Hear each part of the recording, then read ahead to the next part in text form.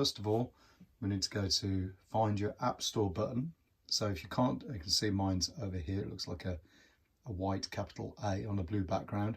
But if you can't find it on the screen, if you press on the background and just scroll downwards, it'll bring up the search box.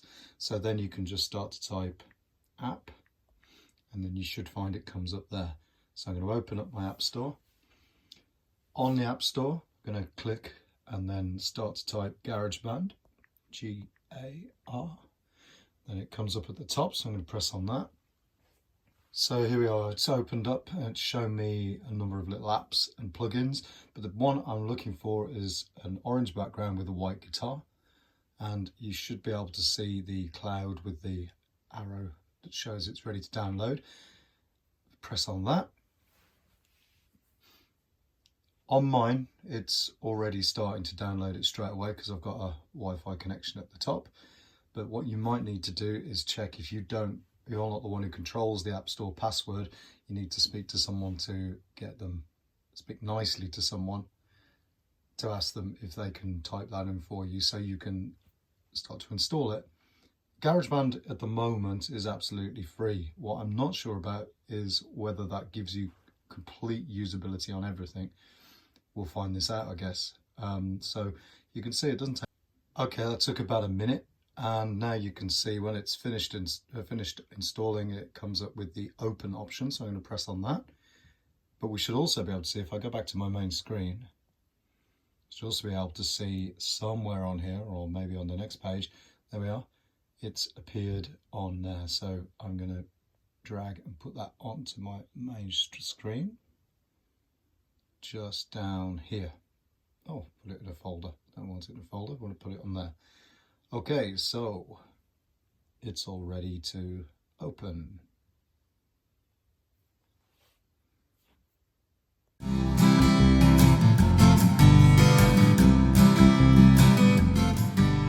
When you first open GarageBand, and only when you first open GarageBand, you get these welcome screens. If you fancy reading some of the information about things you can do, that's great. But if you're happy with that, just press continue. Tells you about the sound libraries that you can add as well, and they're constantly adding these, so you might be able to put them in the future if you want to, depending on how much space you've got on your iPad. If you want notifications, you can allow it or don't allow it. I'm just going to say no, it's all right, thank you. That's taken us on to the start screen. This is basically a brand new song we're in now.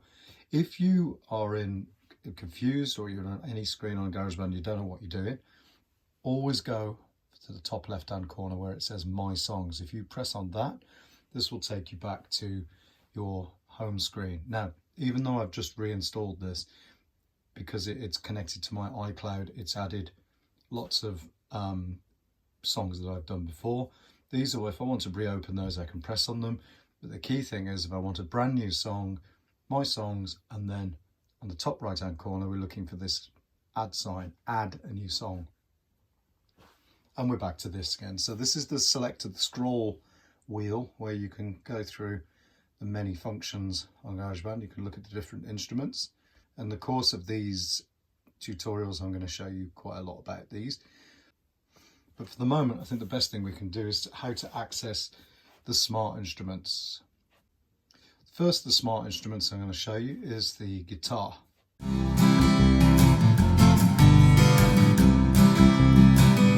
click on the guitar and open it up. This is good fun to mess about with. You've got two options on the guitar. You've got chords and notes. So chords being playing more than one note at the same time, because the guitar's got 6 strings. You can strum all 6 strings together.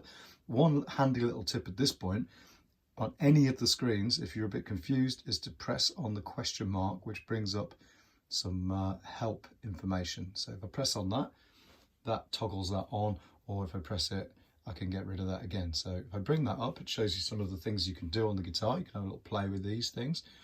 Turn that off.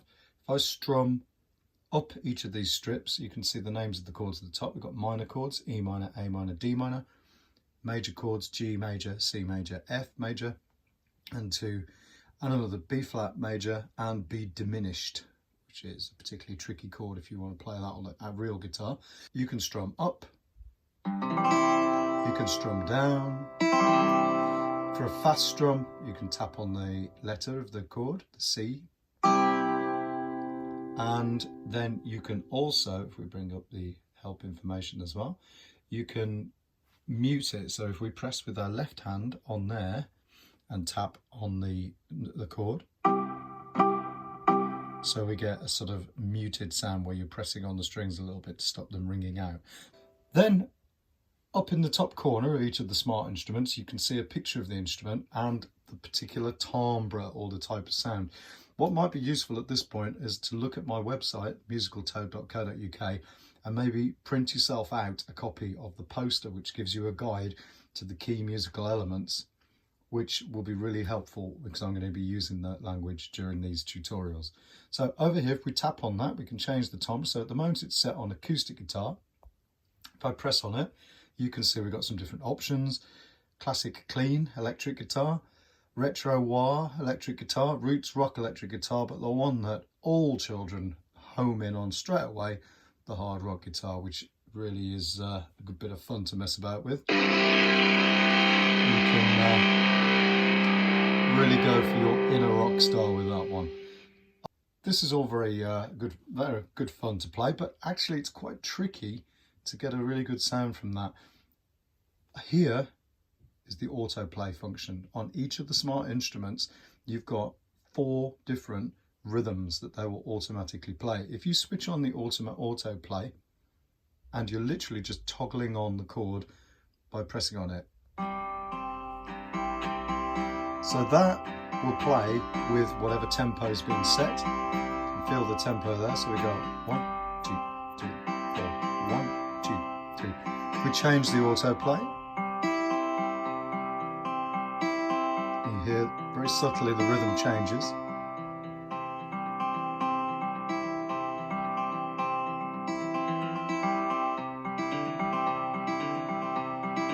And to switch that off, you just tap it again.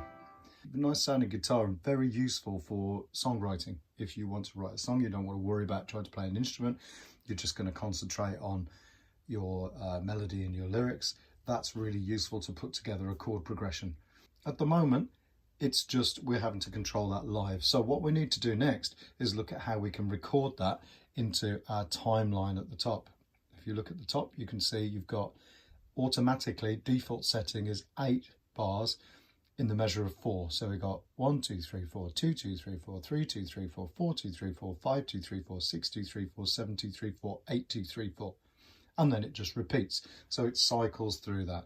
So if we wanted to record a chord progression into that, we can just autoplay, select your rhythm, start it off. I'm going to stick with just the chord of C for the moment. And then when I'm ready, tap on the red record button at the top, which will give you 4 beats in, 1 bar, 4 beats, and then it will start to record and we'll see it filling up that timeline at the top.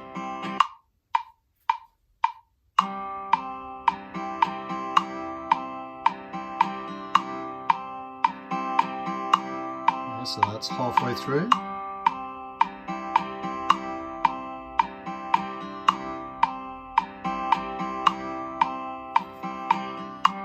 Okay, so now you can see it's gone back to the start again. So I've stopped that with the white square, and then I can go back to the start with that.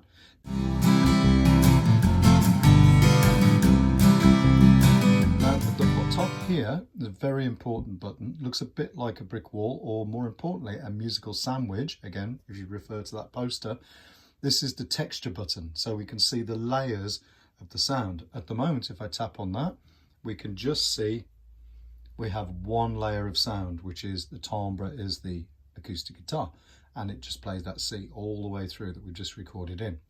If we wanted to, actually I really don't like that very much, you've got 2 choices.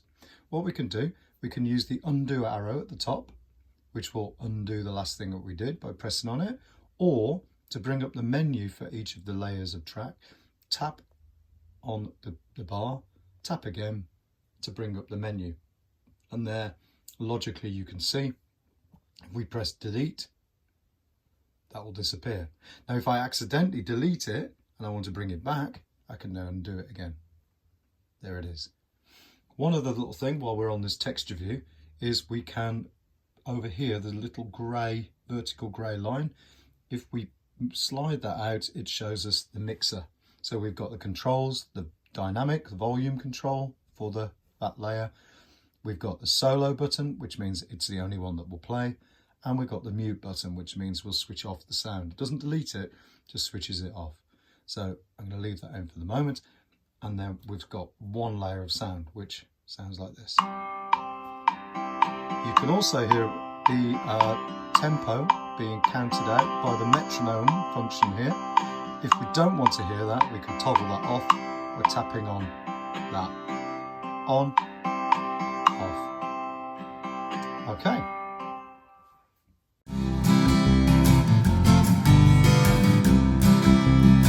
It's all very well, it sounds lovely, that acoustic guitar, but if I want to now add in some more layers of texture on the musical sandwich, I need to go back to my instrument selector. So if we look up at the top here, top left hand side, there's a little button that I always think looks like a robot head with two square robot ears.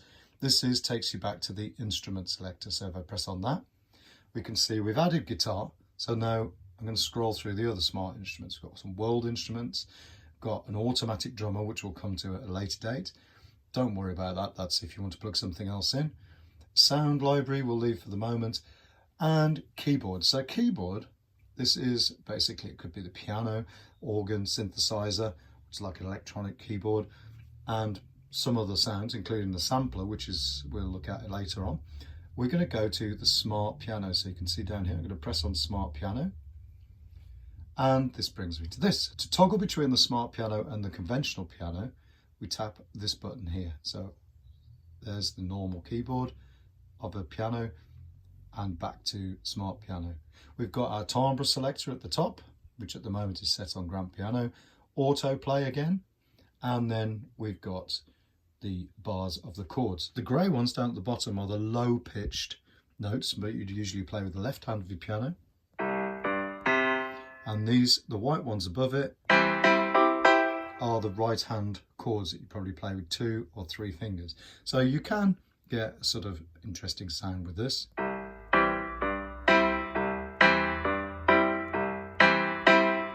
You've also got what's called an arpeggiator, which used to be very, very expensive to be able to use one of these. Now it's just chucked in on this free app. So if you press on the arpeggiator and switch that on, it basically randomly plays the notes of the chord. And you choose how many octaves, how many lots of 8 notes. So you can have a little play with this. I'm going to put it on random. And then, so I've got...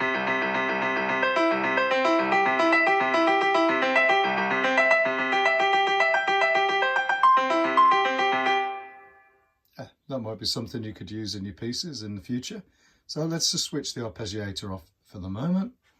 And then we're going to go back and we're going to add in to our layer. Remember, we've got one layer of acoustic guitar already in.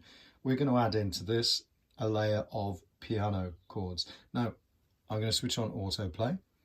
And on this, we have a little bit more choice than with the guitar, because if we press the letter at the top, we've got the left hand, which is the bottom low pitched notes, the right hand notes, and then both together by pressing there. So here's the lower pitch notes of the C chord.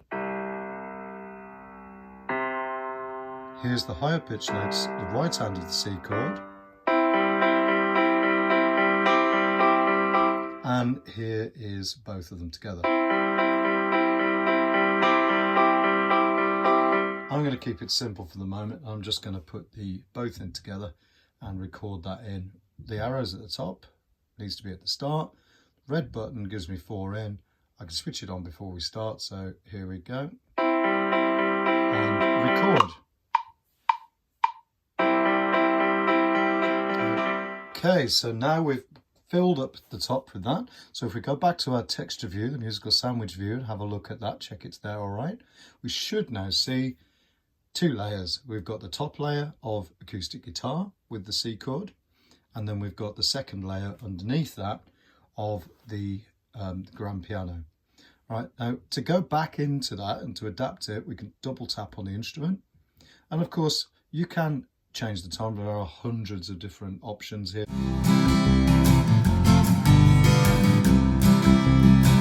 So let's remember going back to our instrument selector again here. I'm going to scroll through. We're going to leave drums for the moment because that's a little bit different because they aren't pitched and they don't use chords. So I'm going to go through. That's an amplifier that you can use with your electric guitar if you've got the correct things to plug it in. Maybe we'll look at that in a very much later on. You can record your voice, which we'll look at a bit later. We've got strings, which we'll come to in a minute, but let's have a look next at the bass guitar or the bass sounds. Now, bass sounds are very low pitched, usually played not chords, but played single notes and goes underneath the layers that we've got, like so, much lower. So we're going to go to Smart Bass. Very, very similar to the guitar. You can choose the type of instrument you want. So whether you want an electronic bass or you wanted a bass guitar sound instead. So choose one of those. I'll go for the traditional P bass, which is precision bass. I'm going to choose my autoplay, have a quick listen. Remember, it's got to be the C chord again because that's the one that we've recorded right through. That sounds all right. So ready to play, make sure the arrow's at the start, red button to record.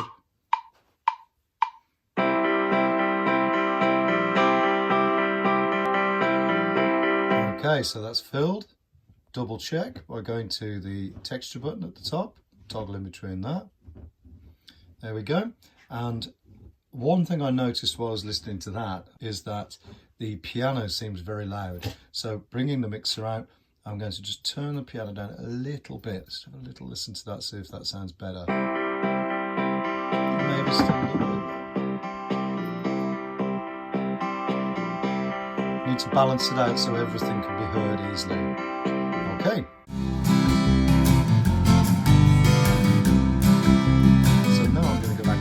Selector again. Should be getting the hang of this now, I think, really. Going through, I'm just going to put in some strings, I think. So this one's a tiny bit different. So if we open up Smart Strings, so now you can see the different sections of the string section of the orchestra. First violin, second violins, violas, cellos and basses, and you can toggle these on and off by tapping on and off the spotlights. Remember, these instruments are played with a bow, so instead of being plucked, they're usually rubbed with a horsehair bow. So to do that, we go to our C chord. We can scroll our finger up, we can scroll our finger down, or we can play what's called pizzicato, which is where it's plucked. So it sounds like this.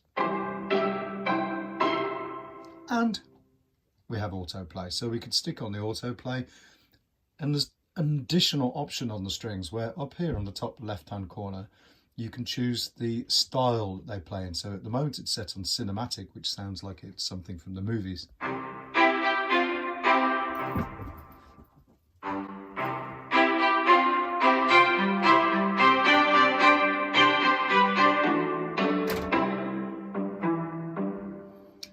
If we change that to, we've got other options. We've got the modern sounding strings, pop strings and romantic strings. I think I'm going to go for romantic strings, which have much more of a smoother feel to them. So tap on that and then autoplay 1.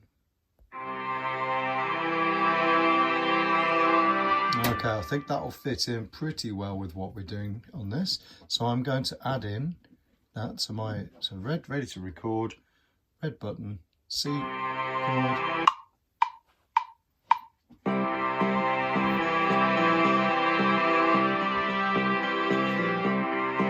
Okay, so back to the texture view. There we go. All in so far. I felt those were quite loud, so I'm going to bring the dynamics down a little bit of the strings. So it balances out a little bit.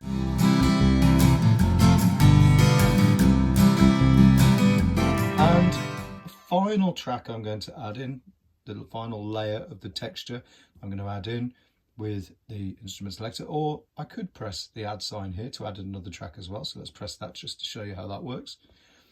Is a drummer. There we go. So we have a number of different options with drums. You can go for probably the most fun you can have is the acoustic drums, where if you switch on, you can change your type of drum kit. I'm going to go for a classic studio kit. Turn on the question mark and you can see all the different ways of pressing this. And this takes quite a bit of practice, but you should be able to get a basic rhythm.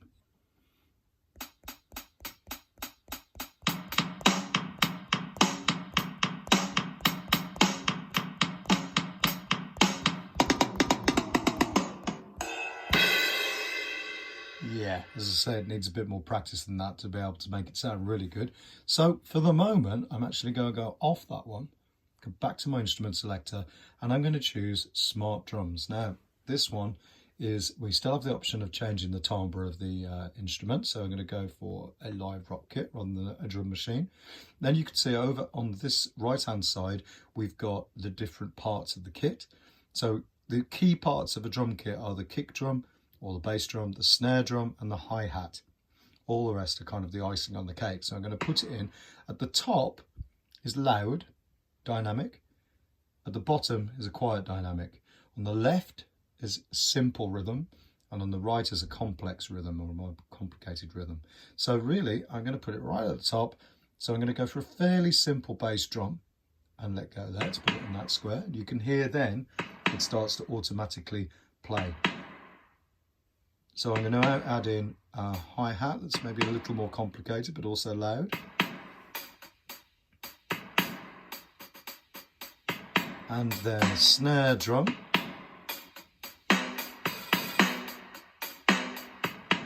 You can start to hear it's really building up that rhythm now, the 3 layers of drums, the texture of the drums, the kick, the snare, and the hi-hat.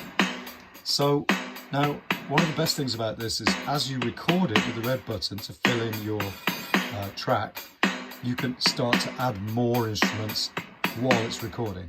Okay, so here we go, let's record that in. I'm going to start to add in maybe a tambourine, a cowbell, maybe some cymbals, and then some toms.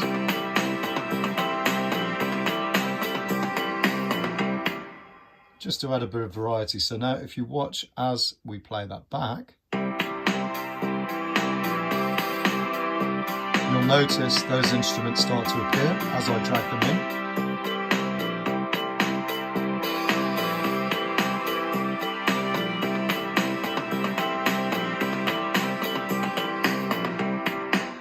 Okay, and if you don't want to do that yourself, you can use the die down here and press on that, and it will randomly select rhythms using those instruments, those parts of the drum kit over on the right for you.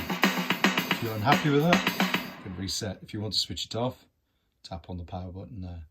Okay.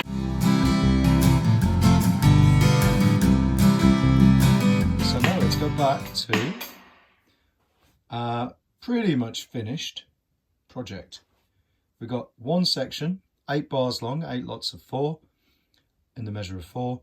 We've got 5 layers of texture with 5 different timbre instruments: acoustic guitar, grand piano, bass guitar, strings, and drums. I've started to adapt the dynamics a little bit, but I'm going to have a little listen to that now and see if I can get it so you can hear them all just as well as each other. So here we go. Turn the drums down a little bit.